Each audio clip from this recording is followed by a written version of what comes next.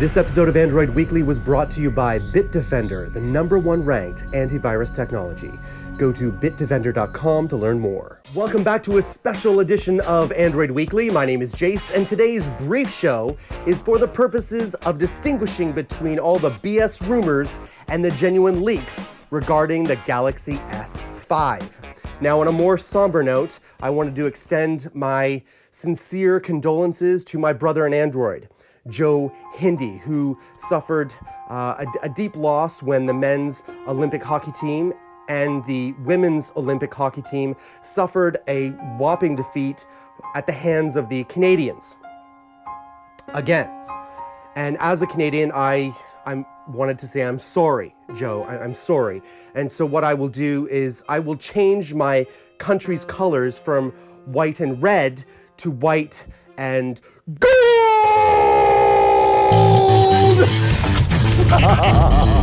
All right, now as happy as I am that the rest of the world has to submit to Canadians' godlike hockey powers, I have to say my brain has been rattled in the past several weeks with all the conflicting rumors when it comes to the Samsung Galaxy S5. So the purposes of today's show was to sort through that and give you my personal take on the most credible leaks and rumors that we can count on for next Monday, 2 p.m. Eastern Standard Time. We're going to start with design. Now, if you remember when the S4 was launched, many people complained that the S4 just looked too similar to the S3. So, Samsung executives have gone out of the way in the recent months to make the message clear that the S5 will look and feel different than the S4. In fact, Lee Young-hee, Executive Vice President of Samsung's mobile business, recently mentioned that the display and the feel of the cover would be the most noticeable changes. Now, in my mind, that is doublespeak for a faux leather back, a very high-resolution screen, and possibly a screen with very little to no bezels. Moving on to hardware. The following is the most recent and what I believe the most accurate leaks regarding hardware specs. The S5 is expected to debut with a 5.24-inch 2560 by 1440 AMOLED display with 560 ppi. It's important to note, however, that a New York Times report claims that the handset will actually have a 1080p display and a not so-called 2K display. So which rumor is right? Perhaps both. This is not the first rumor we've heard that there might be two versions of the S5. We expect a Snapdragon 800, perhaps an 805, and an Exynos variant. Other specs include 3 GB of RAM, 32 to 64 GB of storage, 16 megapixel rear camera, and a 3.2 megapixel front camera, and a 3200 milliamp hour battery. Now let's dig into that fingerprint scanner rumor, shall we? I found recently a blog post from Sam Mobile that made a claim with quite a bit of confidence that the Galaxy S5 will indeed launch with a physical home button fingerprint scanner. But they also claimed that once the home button scans your fingerprint, a real-time image of your fingerprint will be displayed on the screen. Now, if people saw leaked images of that, that might lead them to incorrectly believe that there was an on-screen fingerprint scanner, which from an engineering perspective is much more difficult in 2014.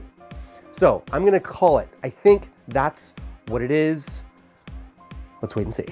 Now let's talk software, and we have many more credible leaks regarding the whole deal between Google and Samsung, and the fact that Samsung has agreed to scale back their TouchWiz customization and use a much more closer to vanilla version of Android. So I think it's pretty clear that that is what's going to happen. I know many of you have asked when this magazine UX will be brought to all devices and not just tablets. I suspect that it won't. We shall see Monday afternoon. Now for all you shutterbugs, let's talk camera. The Galaxy S5 is expected to feature a 16 megapixel sensor on the back and may even feature ISOCELL technology. This is basically new technology that promises increased light sensitivity and higher color fidelity, even in poor lighting conditions.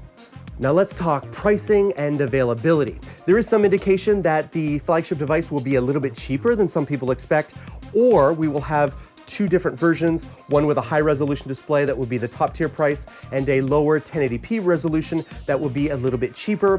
I hope so. We shall see how that goes. Now, when it comes to availability, we are expecting a launch in April.